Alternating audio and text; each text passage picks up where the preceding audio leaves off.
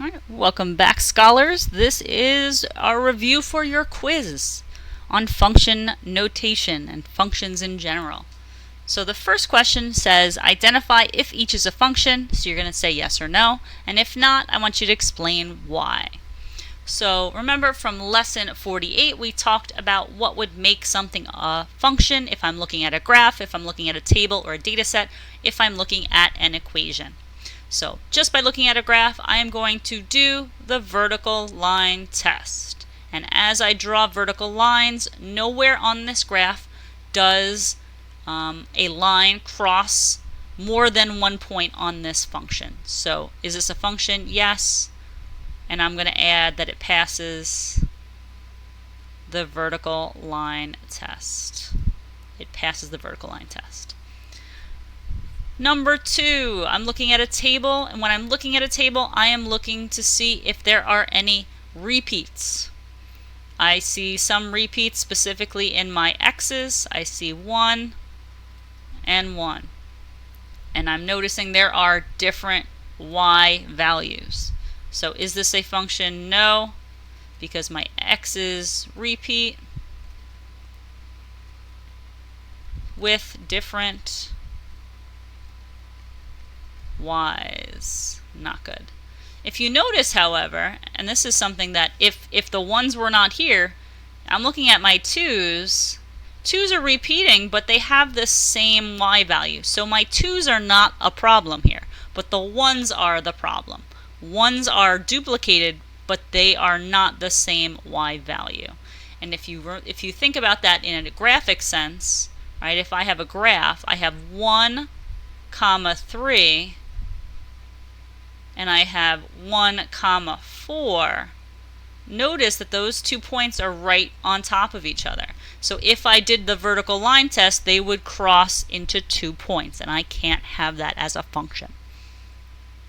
My last one, remember, if I don't know what it looks like, and I have no idea what this looks like, you have to. So use your graphing calculator, plug this in, and draw me a little sketch, and then answer, is it yes or no?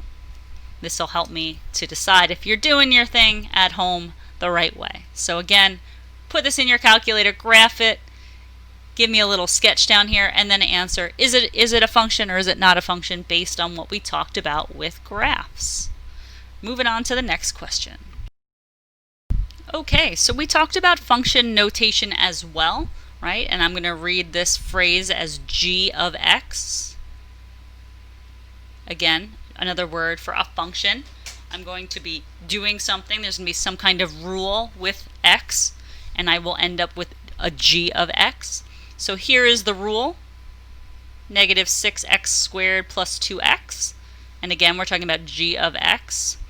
And they want to know what is the value of g of negative 6. So again, notice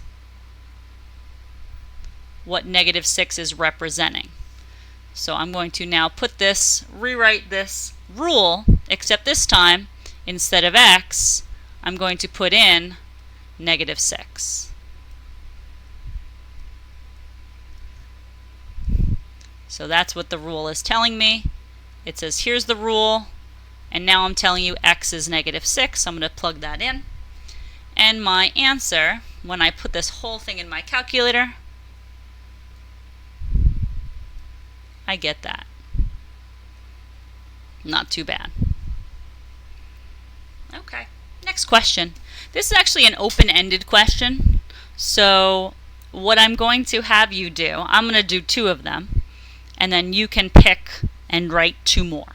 So I'm going to give you 2 statements. For example, let's see. I'm going to pick the letter A. We're going to start with the letter A. The A has the point 1, 0. So I'm going to use the function notation, and I'm going to say f of 1 equals 0. Now I know that because, again, we're talking about a function where typically we see f of x. So in this case, my x value is 1, and my y value is 0. And I can do the same thing. X equals 1 when f of x equals 0. So I just made two different statements. My first statement talks about f of and whatever that x value is, and the second statement talks about I have x when y, again f of x, equals 0. So I want you to pick another point. You can pick B or C or D, and I want you to write two statements related to that down here. So just like I did, see if you can match it up with what I worked on. Okay, and then we're moving on to the next questions. Okay, now we have our table. Given the following table, answer the questions below.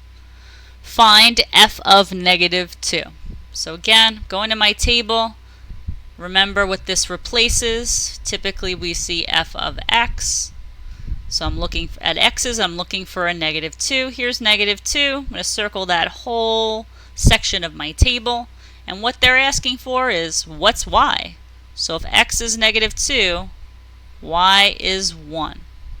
What is that function when x is negative 2? Y is 1. I'm going to do the same thing down here, except now they want to know what x is. So that means, what are they telling me? I want to know what x is. They are telling me that this is y.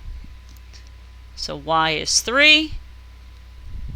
What are they telling me? They're telling me that x has to be negative 4. Again, love table ones. I'm able to circle and find the answer pretty quickly. Just have to be sure I know which ones I'm looking for. X in this case is negative 2.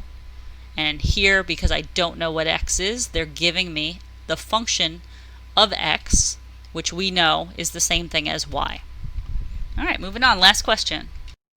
Okay, last question. Number 5. A college bookstore charges a special rate for members using the function C of B, where C represents the cost and B and based on the number of books B. Okay, so number of books is B, C represents the cost.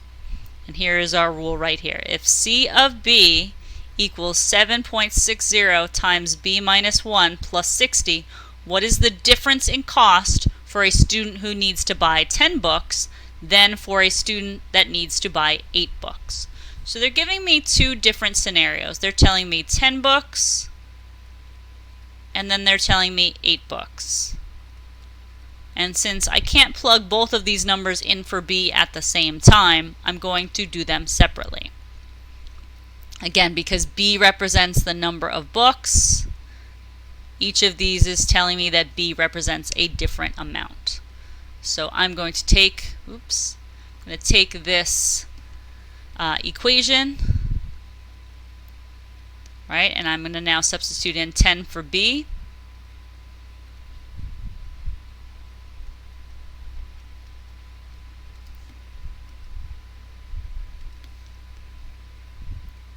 And now I'm going to plug that into my calculator. I get 128.4, and since we're talking about money,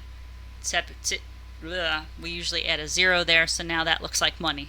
Alright, so 10 books cost this much. That's what that says. Alright, now I'm going to do the same thing over here, except I'm going to do the cost for 8 books. Swiggle that over there. C of 8, 7.60, and instead of B, I'm going to plug in 8, plug this whole thing into my calculator, just like I plugged this whole thing into my calculator, and I get 113.2. Again, we're talking about money, so that should really $13.20. I'm going to go back to the question because right now I have two answers. Where's the question word? What? What is the difference in cost? What is the difference in costs? We know what that word means. That word means subtract. So how much more is this person paying who bought 10 books than this person paying who bought 8 books? Final answer, I get this, but we know we're talking about money, so I have to add that extra 0, and that is my final answer. Really, what this comes down to, and it looked like a lot of work, and it's really actually about plugging 2 different values in to an equation and then doing some subtraction at the end. So not too bad. All right, again, bring any questions you have to class. Looking forward to seeing you soon.